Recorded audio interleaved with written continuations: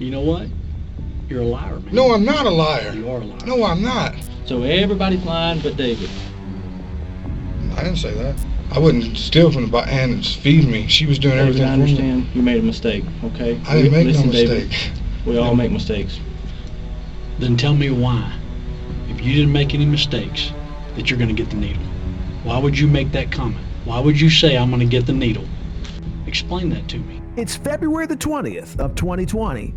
A neighbor of 79-year-old Faye Lynn Paul has concerns because the senior has not been seen at her residence for days. She contacts a family member, and they would both go to Faye's residence to see if there were signs of the missing neighbor.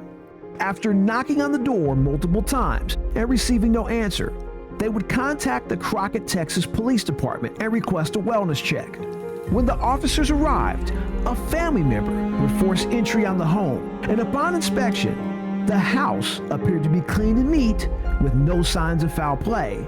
But under closer inspection, a detective would see blood on the door leading to the garage, and other officers would also make note of work gloves and tools in the trash can. The gloves would appear to have blood on them, and this would end their search because the officers would exit the home and apply for a proper search warrant. Closer inspection of the property would reveal small blood stains on the bedroom floor, and they would find that the garage reeked of bleach. The officers now believed that something violent had happened in this home, and they feared for the worst. They would notice that Faye's black Chevy Malibu was missing, so they put out an alert, hoping that if they found the car, it might lead to Faye. As they searched through credit card transactions and surveillance footage from stores, they would find Faye being accompanied by a man on footage from a local Walmart. The detectives would find that this man is no stranger. He is Faye Lynn's nephew, 25-year-old David Denson, and he has reportedly been staying with his aunt since he was released from prison a few days before. And now, with David being on footage as the last person to see Faye alive, the detectives really want to speak with David. There is only one problem. They'll have to travel from Texas to Colorado because David has fled the state.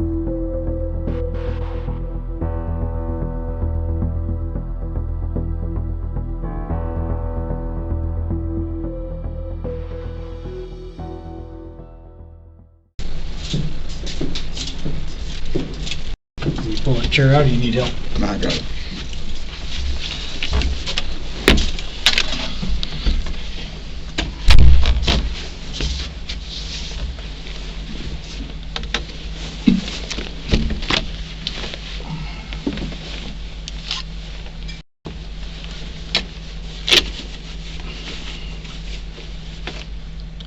Saturday, February 29th, 7:08 p.m. I'm Chief Clayton Smith of the Crockett Police Department. This is Texas Ranger Andreas De La Garza. Will you state your full name and date of birth? David Wayne Denson, 8/11/94. Okay. Mr. Denson, because you're in custody currently, we have to read your rights to you, okay? Do you understand that? Yeah. What I'm going to do is I'm going to read these rights to you, and after I read each one to you, I'm going to ask you if you understand them, and I want you to answer yes or no. Correct. Okay? And answer that out loud, all right? And the rights are read. Do you understand each of these rights I have explained to you? Yes. Mr. Denson, having these rights in mind, would you like to talk to us about what we're here for tonight? Sir, y'all's guess as good as mine. I mean, as far as I don't even know what's really going on. Okay. I mean, I'm in the dark on a lot of things. Okay. I know I was scared a lot by the media. That's what scared me a lot from seeing, I wanted to do the right thing, but, I was scared because I left the state prior to my aunt going missing. I left to go get my wife, my girlfriend, that we're common law married, and I knew as soon as I would have, tried to get in contact with you guys, y'all are going to revoke my probation, which now I'm already revoked my probation. Okay. And, I'm just hoping that my aunt's being found safe and everything, going right so I can, my aunt's the one who gave me permission to go to Indiana. I told her, I didn't really tell her about the probation part. She didn't understand that part. That's the last time I seen my aunt. She had a date. The reason why she said she didn't want to go with me was she was going to chemo with a lawyer friend of hers named Derek. And that's the last time. She cooked me breakfast, and that's the last time I seen her. I believe it was 13th of February okay. when I headed out to Indiana. Okay. Now, and I need to ask you specifically, Are you waiving your right, and do you want to talk to us about what we're here for? Yes. Yes? Am I being charged or anything? No, I'm just asking you. You're currently under arrest, so we have to read your rights to Yeah, you. you read me my rights. Okay, Right. and you have to tell us whether you want to talk to us or not. Yes or no? Yes. I just was talking to y'all. All right. So, Mr. Denson, why do you think we're here? The media, I mean, it proves it pretty clear and clear that I'm the last person to see my Aunt Faye Lynn. Okay. What can you tell us about that? I've already told you everything I know just now. Let me stop you there. All right. We know what happened, okay? And the best shot for you to get the best deal is to be very honest, okay? And you sitting here having no remorse, not acting like you're sorry and acting like you don't know what happened. I don't know what happened. You do know what happened. No, I do not. Your girlfriend knows what happened because she told us. Well, she could have told you anything. I don't know what happened. Okay. I mean, I don't know what she told me. That's beyond me. Okay. So, I mean, so what happened? so let's. You tell me what happened. I'm asking you. I want to know what happened because you I'm know what telling happened. you, no, I don't. The last time I seen my aunt was on February 13th. She cooked me breakfast, and I went to head to Indiana to get my wife. Does your aunt deserve that? Deserve what? You lying. You're doing what you've done, and you lying about it. I'm not lying She about deserves nothing. to come home to her family. You're right, and I hope she's still found. Okay? And you can help us find her. Where is she at? That's what we're asking you. So she still hasn't been found. No, she hasn't. Why can't y'all check into Kima? That's where she was going with her lawyer friend named Derek. Okay. You know why we can't check into Kima? Because she's likely not there. Yeah, she is. Okay? Yeah, she's got to be, sir. Okay. So let's go back. February 10th, you got out of jail. Is that correct? Correct, yes, sir. Where did you go when you got out of jail? I walked to my Aunt Faye Lynn's house. Okay. What happened when you got there?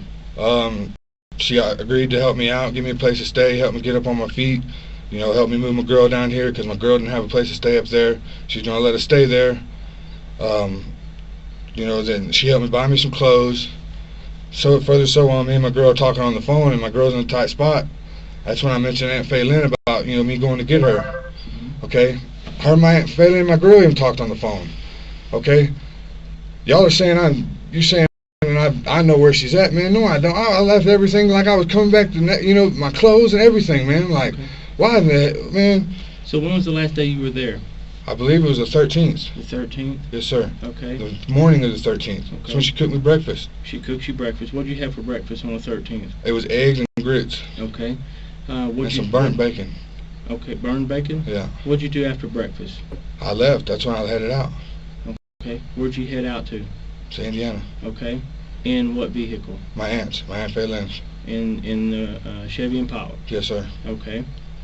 Where was she at when you left? In the house, sitting in the garage, smoking a cigarette. Sitting in the garage smoking a cigarette. Yeah, with the garage Okay. door open. And that's the last time you saw Last her? time I saw her. Okay. Correct. All right.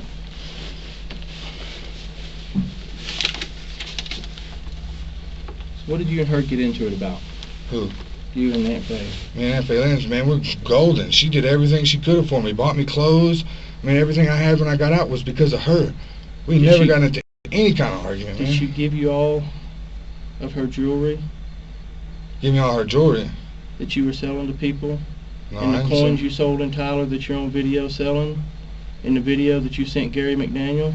All that jewelry and all that cash? That's not from my aunt, no. No. Who's it from? That's from some people that owed me money and some of my cousins. Who? That doesn't really matter. I mean, it's not my Aunt Faye Lynn's. Okay. I wouldn't steal from the aunt that's feeding me. She was doing David, everything I for me. understand you made a mistake, okay? I didn't make Listen, no mistake. David, we all make mistakes. Then tell me why, if you didn't make any mistakes, that you're going to get the needle. Why would you make that comment? Why would you say, I'm going to get the needle? Explain that to me. When did I say that? Hey, man. Did you see all the comments on Facebook, how they were slandering me, man? Dude, Yeah, we they're making me won't- out to look like some hey. bad guy, and they don't even know what. Man, she was helping me, and all she wanted in return was me to help out around her house, mow her stuff. She wouldn't even ask me no rent. Why would I screw anything like that up, y'all guys? Y'all don't understand. The media scared me completely out of me going back to jail, and look at me now, I'm back in handcuffs. I wouldn't do anything like that. I'm not that kind of guy, man. So that's why you ran and used her vehicle in your running process. Who would? Who wouldn't? Now that I know they have left the state, I'm going to get revoked on my probation. I'm hoping she was going to be found. I'm just trying to understand. Is that what you did? I'm hoping she was going to be found by the time I was running. Don't raise your voice, man. Then let's end the interview. Are you done? I'm done, sir, because I ain't got nothing else to tell y'all, man. I can't wait till she's found and it proves me innocent. You know what? You're a liar, man. No, I'm not a liar. You are a liar. No, I'm not. And we have evidence to back it up. Physical, biological, video. That's fine. You can live with being a liar. Left at the house. I ain't got no bloody gloves. And the bloody shirt. That ain't mine. We're gonna find out. So what am I being charged with, sir? Well, currently, you're charged with a probation violation. And you're coming back to Texas with us. And the rest will unfold there, and you'll find out then. And y'all can't check into this other Derek guy, her lawyer friend? You said you didn't want to talk to us. Now you want to talk? Well, y'all can't. You're straight saying I did something I didn't do. Who would want to talk about that? Somebody. You called me a liar out of your own mouth. I am calling you a liar. Yeah, I'm not going to tolerate that because I'm not a liar. I'm telling y'all the full truth. You are a liar. No, I'm not. No, I'm not. Then how can you explain any of this stuff? I've already explained it to you. Last time I seen my Aunt Faye Lynn, she gave me permission. It was the 12th she gave me permission. The 13th I left out. Did she give you permission to sell her car? I didn't sell her car. That car got stolen from me in Marble Falls, Texas. Stick to your story, man. It's going to sink you faster than the Titanic. That's what I'm telling you. You're going down in flames. The sad thing is, that woman that done so much for you is out there somewhere, and you know where she's at. No, I don't know where she's at. No, I don't. Yes, you do. Man, no, I don't. When she's found, both of y'all are going to be fucking liars. I'll be that liar. Yeah. But you know what? Because y'all are doing me wrong. Yeah, you are. Yeah, when she's found and comes and comes up with, and I'm telling you, this guy Derek, her lawyer friend, when all this comes to the head, truth is going to rise. Is that Derek Brown you're talking about? Or are you using him, your friend that you went to see? I don't know who Derek Brown. No, I'm talking about her lawyer friend Derek. You don't know Derek Brown. This is like lie number 5. Oh yeah, I know who Derek is. I don't know him as.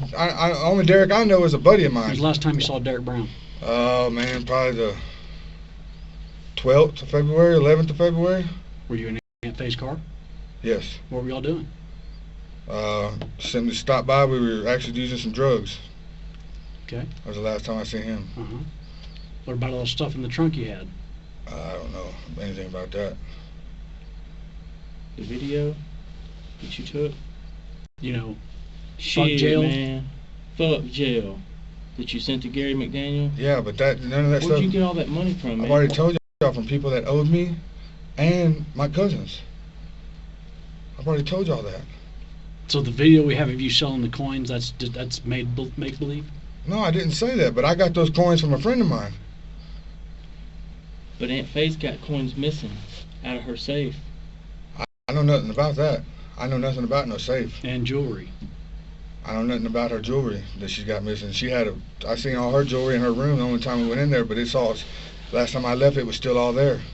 I never even knew she had a safe. I don't know nothing about a safe. See, David, it's like this. If you truly want to help yourself, man, we don't ask questions we don't know answers to. We're just trying to gauge your honesty, because people either want to help themselves or they don't help themselves. I've told you nothing but the truth. Man, you have not. Yes, I have. When you told your girlfriend that you didn't clean it up good enough, and you should have done better, the girl you love so much, yes, and you're calling her a liar, you're going to do her that way too. Yeah, because she's not telling the truth. That's crazy, man. So everybody's lying but David.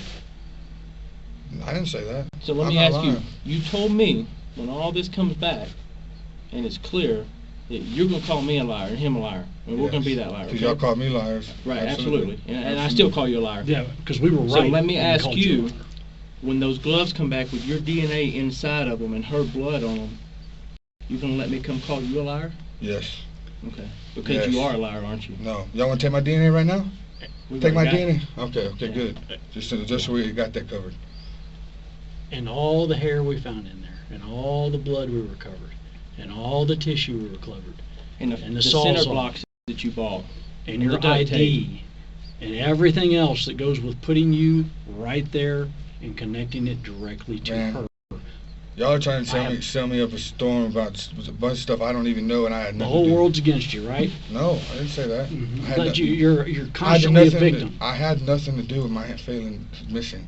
I have nothing to do with it. And y'all are making it sound something way worse than just missing. No, it's pretty bad Put what you yourself in did. our shoes, I man. didn't do nothing, man. The last time she was seen was with you. Yeah, Okay. buying me clothes, and I'll tell y'all that. Okay.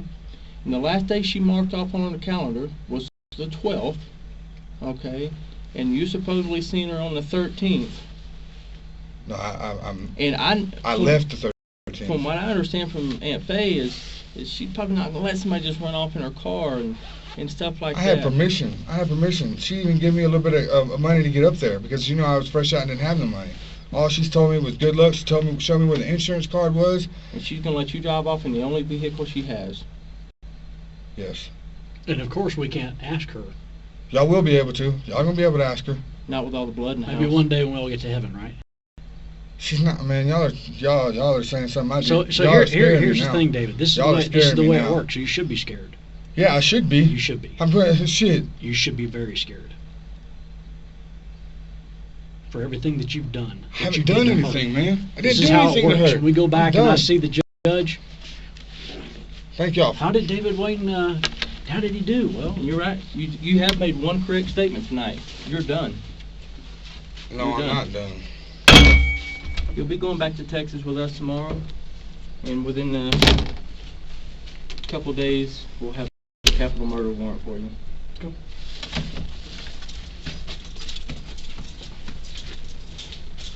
They would transport David back to Texas. Now, I wasn't there when they did this. I would imagine the talk went something like this. When he speaks with the public defender, I'm pretty sure it went like, dude, you got no chance. There's too much evidence.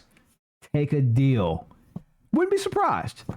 So he does. He takes a deal. They want to know, where is her body and what did you do?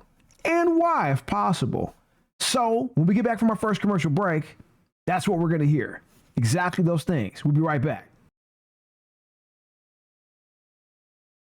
So somebody had the bright idea for this statement that's being made for law enforcement to convict this person who did this horrible crime. Let's put the body camera on the other end of the room so that way we can't hear the suspect talk on the camera. Well, you can hear him, but barely. I enhanced the audio to try to hear him. It's a little bit soft at first. It gets better as the video goes along. But I skipped some of it at the very beginning because it's not audible, and I'll fill you in on what they said. So they just want him to start telling his story, and they're making a plea deal. They're taking the death penalty off the table if he tells them where she's at and what he did. So that's where we start off. They start off with him saying what he did when he first got out of prison. I got out of jail, I walked around and had really where I checked my probation first. I didn't have no specific place that I was going. I didn't know, I don't know too many people from Crockett because I was living in the Graveland area, so I didn't know where I was going to go. So I was sitting at the Mike's Corner, Bar and Grill, when Aunt Faye pulled up. She recognized me and she said that I need a ride somewhere. So we went to her house first. We were smoking cigarettes in the garage, and she went inside to make something to eat. Well, I stole the Dremel that she had sitting on her shelf and put it in the trash bag with my whites that I was wearing, and I asked her if she could take me to Grapeland to a guy named Michael Paul. He owed a nickname of Chew, and I was going to trade the Dremel for some dope. Well, we ended up doing that. I ended up going, and it started raining. She said, well, I'm going to go back to my house and we can sort out where you're going to go from there. On the way there, on the way back, we stopped at that store in the Texas. I went to the store bathroom and I ate some of the meth. Well, I ate too much because I got really, really high, and I don't remember the dates and places that we went to several places, and I couldn't believe if it was the same day or the next day. We went to Goodwill, Brookshire's, in Palestine. We came back.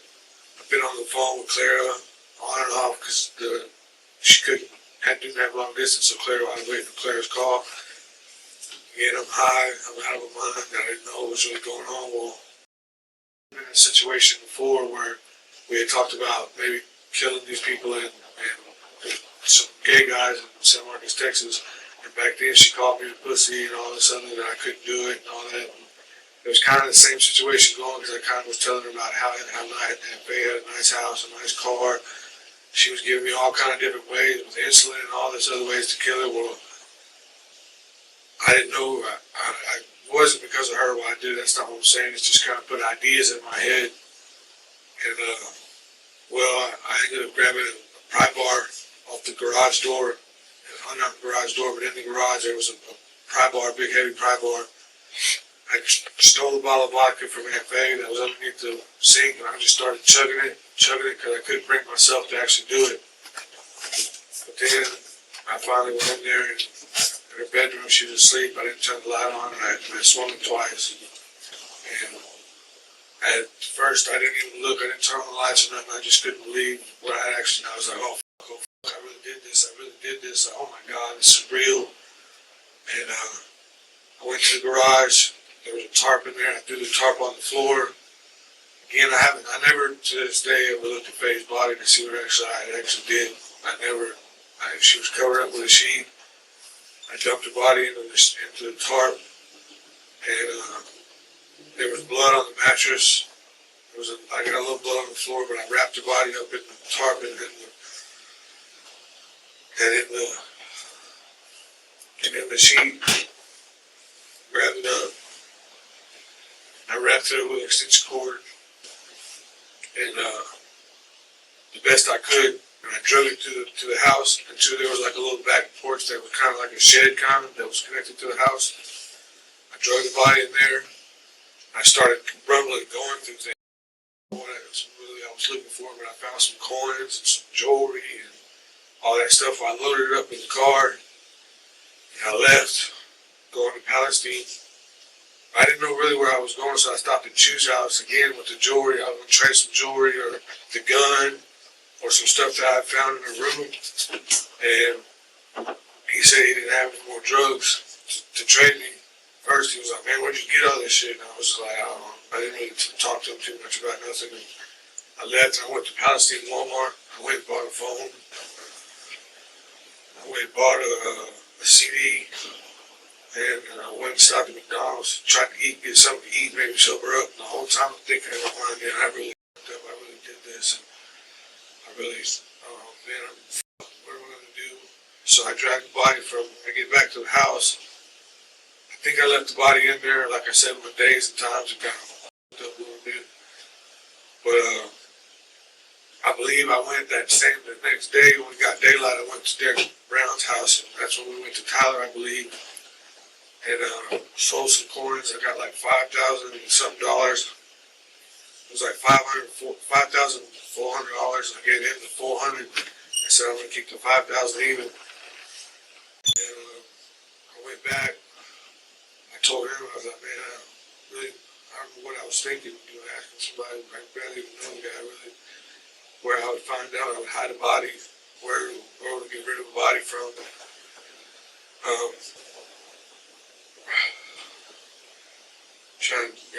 Then I went back, and by myself, I was just going to dump the body in the river, but it wasn't that easy because the body was so heavy I couldn't lift the whole body. So in order to keep from getting in trouble with the tube, I have to stop and redact right there because he goes into graphic details about what he does to lighten the load. Because remember, he said he couldn't get her over the rail into the river, so he uses various tools to lighten the load. Just the lower extremities, doesn't really do anything anywhere else, but I can't go into detail on that. But here is what he talks about he does with the murder weapon. Pry bar, by the way, that I used, I wiped it off and cleaned it in the bathtub, hung it back up like it had never been touched. And then I set the bottle of vodka over there on the shelf. And I got those loppers and I could lift the legs, but I still couldn't lift the body. It was too heavy for me to by myself. So what I did is I backed the car up. I took a chair, something else, and I kind of just stacked it up so I could get it to roll in the trunk. Clearly the whole time she's calling the house. And at this time I got the cell phone. She's calling me, asking me where I was supposed to already been up there to come get her. And she's at Motel 6, and I need to hurry my ass up. So you're probably wondering who this Clara is. He keeps mentioning Clara. Well, it's his girlfriend. And Clara is at a hotel while he's doing all of this, and she's been taunting him, and you're not tough enough to do this, and saying all the ways he should do this, like you heard him say. Well, we're going to hear from her as well. In episode number 2, I got her interviews as well. So for members, we'll see you tomorrow. For everyone else, we'll see you in 48 hours. So just consider getting a membership. I never really told her that I did it over the phone. At that time, I never really did. But so I'm driving on the way to go get Claire, and I get about Rusk, or I put in the GPS how to get there to Indiana. Somewhere along the way, there was these 2 double bridges. Oh, and I grabbed the wheelbarrow out of this shed outside. There was a wheelbarrow, and I stuck it in the back seat.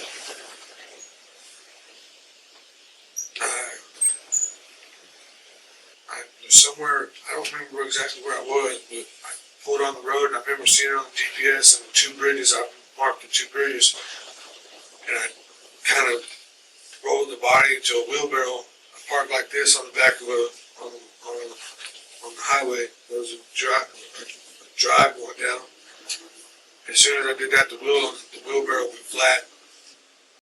And I rolled it down and just dumped it over and covered it up with like leaves and stuff like that. I did the same thing, but I stashed the wheelbarrow there because it was, I guess, from being so long without air and tired, it was real dry rotted.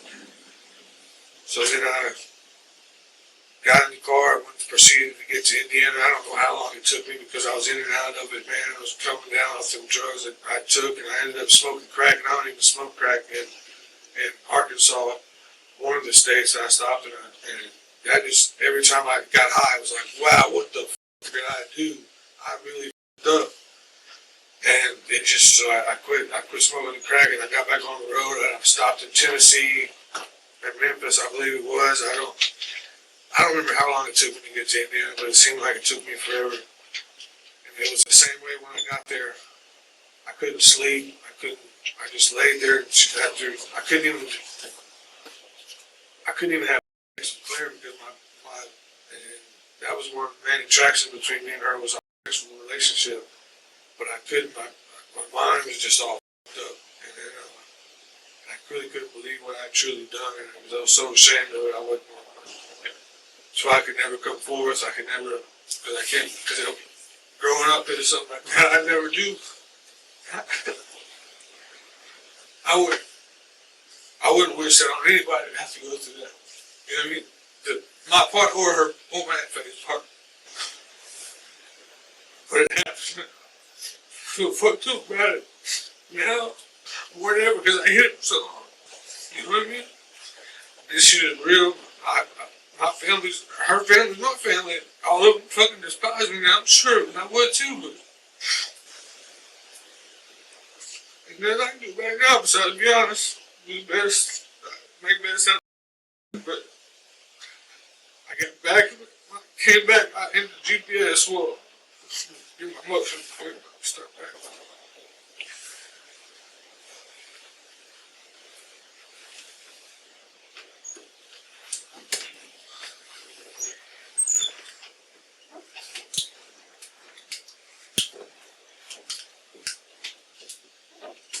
Drive back. Stop back. I remember 2 bridges, and I took the same GPS route that I went there, and I came back. Like I said, I don't know how long it took me to get back. This whole time I haven't had much sleep in the woods because I fell asleep behind the wheel. It was like trying to stay on the road. Claire was like, "What are we doing?" And I said, "Are you sure you want to be a part of this?" Because by this point I had told her what I did. She says, "You know, I'm down. So the wheels fall off." So then that's when I went and got, and we stayed at a motel, I believe it was in Rusk. They had a dolly, an appliance dolly. I got the appliance dolly, I loaded it into the back seat. When I went to get my Aunt Faye out of the woods, I put her on there and strapped it to it, so I pulled her up, and Clara helped me lift the body into the back seat. As we head to our last commercial break, I think you just heard a pretty doggone good reason why Clara is wanted by the authorities and why we have an episode 2.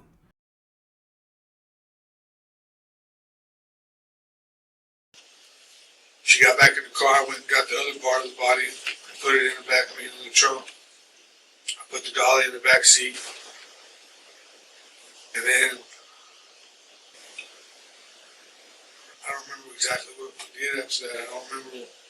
My memory's all a little blog after that. I mean, I don't really go, try to be as honest as I can. I don't really remember where we went after. We might have went to the motel. No, we went to go see her mom. And it was raining. And Claire's idea was to hide the body on her land, but I was like, no, that's the first place they would come and look. So I ended up getting out of the car. She advised where it would be a good spot, but I said I'm not going to do it. She got out of the car and stayed with her mom, and I went to town. But on my way to town, I stopped right there by the gate, the second gate, got out of the car, got the dolly out. Like I said, my time frame might be a little bit off, but I am trying to be as honest right now with y'all as I can be. But I got the bigger part of the body out onto the dolly, and I drug it not that far, maybe 15, 20 yards. There's a tree. I drug it over back. There was a down tree. I drug it over. And there was a pine tree. I kind of went then. I kind of fierced the gate. Facing the road, I went. Talking about the gate at the Durban? No, the second gate. Gate that goes from into Claire's mom's property. Yeah. There's one gate on the dirt road, then there's another gate. I'm talking, here's the first gate, and here's the second gate. Here's Claire's mom's trailer. Going this way, and then this way. How close are you to the fence? I don't really know, Mr. Gerardo. It's Denson, probably somewhere like that. Anywhere there's a pine tree, for that, it's like somewhere right in their area, right in there, by a pine tree. I don't remember exactly how far it was. I'd know better probably if I seen it, but that's where I laid the one body. And then I went to town, went to Walmart. I remember getting something to eat. I came back to pick Clara up. I don't know where we was headed, but I know when you're headed out of Crockett, there's one way to go with 21 or way to go 7. We went to 7, and then I stopped in the middle of the road. We got over the Trinity River, and I jumped out of the car. I missed the Home Depot and all that part too, but it's coming back to me. I'm talking to y'all. Really, like I said, I'm really trying. I did stop at Home Depot on the way back, but I got on the bridge and stopped. There was no traffic coming, and I grabbed the body and I threw it off. It was already had a cinder block tied, but when I looked down, it hit the trees that was connected to the pillar, and the cinder block broke, and I could see it floating like down, floating in the current. And then we went back and got a motel. I don't remember what motel it is. It's on this road by Brookshire's right there. And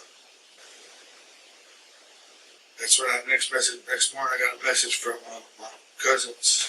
I got a message from my cousin's wife's mom saying, "What did I do with Faye Lynn? I'm all over the news." And I looked on the news and saw that you were wanting to talk to me, that I was a person of interest in my aunt missing. And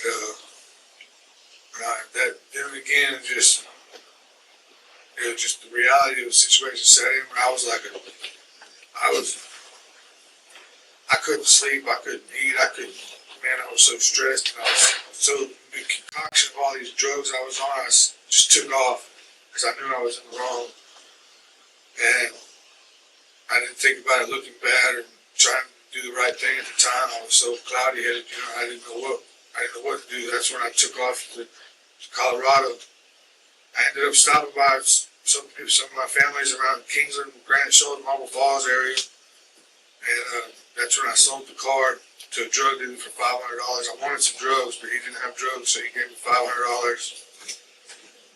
And that's when I bought that CRV, that car, and got on the road and didn't stop until I was so happy. I wouldn't let Claire drive, and I couldn't stay awake behind the wheel, so we got a motel, and that's where I got busted.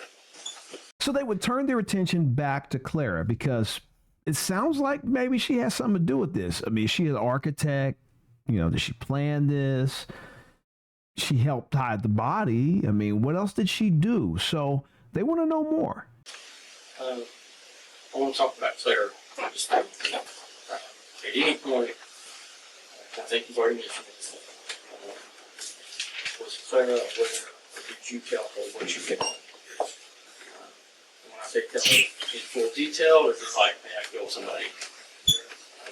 I actually told her it was done. I never said it was on her. I said it was done. She said, no, you didn't. You ain't got the balls, that type of thing. She would tell me. I said, no, I really it's done. It's for real this time. She said, I'm with it. The wheels fall off, that type of stuff. And then you mentioned that after you picked her up, she physically helped you get rid of the body. I get rid of it. She had me put it in the trunk. Put it in the trunk. Yeah. So she knew at that point that you had in fact killed someone. And she knew at that point it was Aunt Faye. She knew I was. She knew I was going. It was her idea to put it on her land. I'm the one that was so against it. Maybe why she didn't think I did it, but she was. It was the one who said, "Man, I got all that land. I got to fuck with you." That was the plan originally, But I said, it was just first place they're gonna look. So in episode 2, it's going to be very interesting to see how honest she's going to be about this, because this implicates her right there. I mean, and he has nothing to lose. I mean, he knows he's going away. He knows he's probably going to get a life sentence. He's not going to get the death penalty, but he's probably going to get a life sentence. It's a plea deal. So he's got nothing to lose. Why lie? Why not tell the truth? So the question is, can she? But the other half of his plea bargain is to show them where Faye is. So that's what they're going to do right now.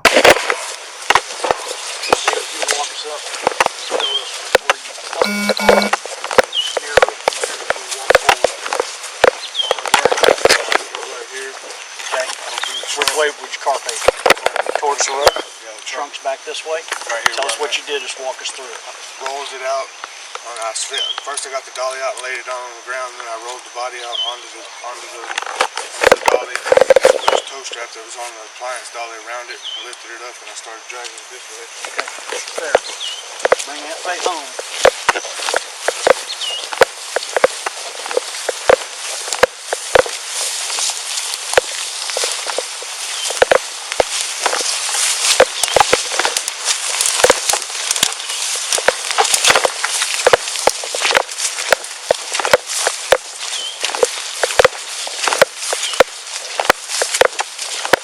Now, I'm not going to lie. I question, just based on where they find her, if they would have ever found her. It's just incredible how far and where he put her is incredible.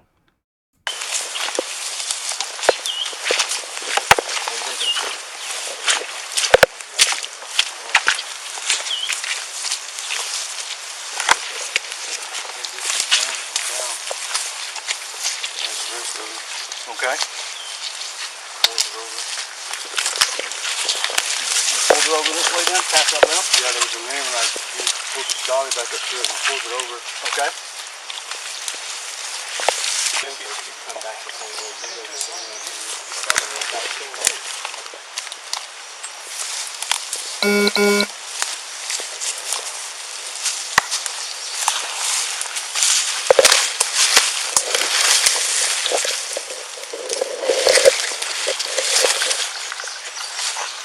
That big pine over there, right? That one and the one behind it.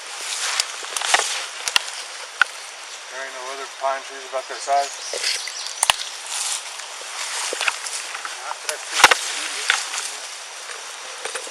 Yeah, we marked that one.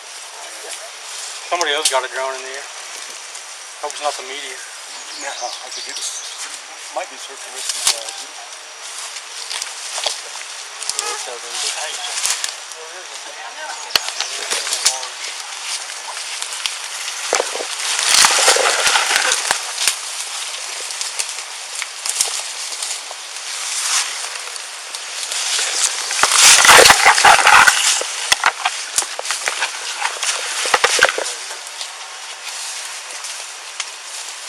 hope that's the search and rescue. Not the freaking meteor. Okay, special cord.